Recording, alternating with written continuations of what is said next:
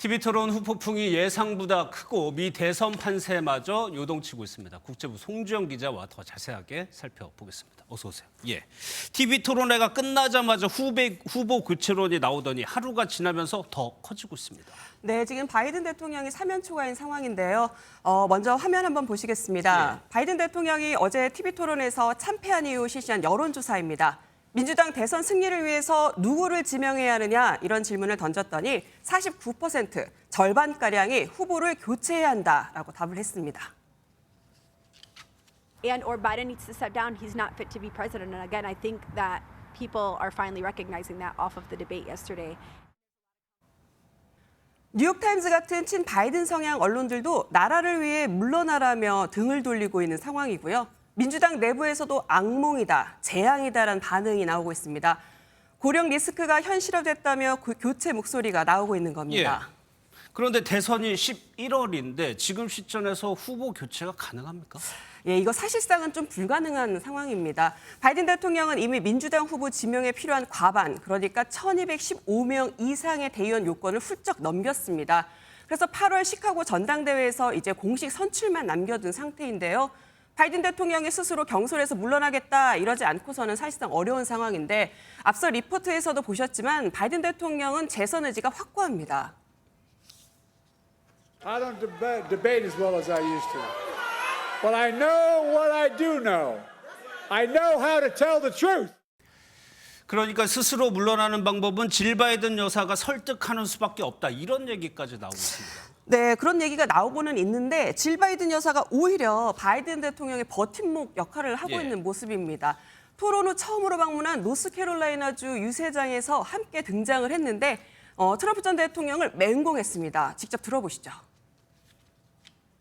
Who told the truth? And Donald Trump told lie after lie after lie. 그런데 민주당 당 안팎에서는 대체 후보들까지 구체적으로 거론이 되고 있어요. 네, 민주당 당원대사에서 지금 그 얘기가 나오고 있는데요. 캘리포니아 주지사, 그리고 미시간 주지사, 일리노이 주지사 등이 거론이 되고 있습니다. 하지만 당사자들은 아직 입장 표명이 없는 상태고요.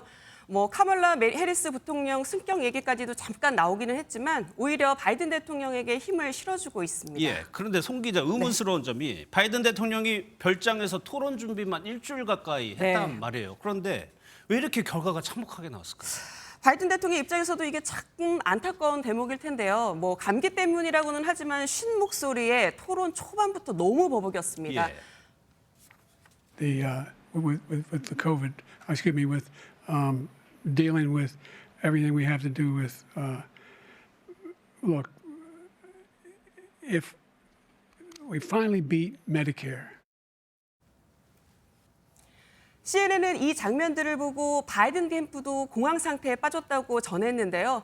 사실 토론 직후 25분가량 질문을 받는 시간이 있었습니다. 민주당 쪽은 답변에 쩔쩔매고 공화당은 승리를 자신했다고 합니다. 그런데 트럼프 전 대통령도 팩트가 틀리거나 과장하거나 이랬단 말이에요. 그런데 오히려 평가는 좋습니다.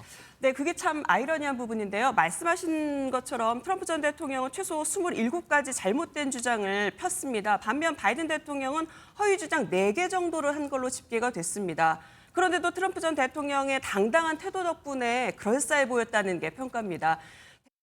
That Trump in this debate and overall, I think he's more reasonable. And more cogent and more. 대표적인 이미지 정치 사례가 아닌가 싶습니다. 알겠습니다. 잘 들었습니다. 송주영 기자였습니다.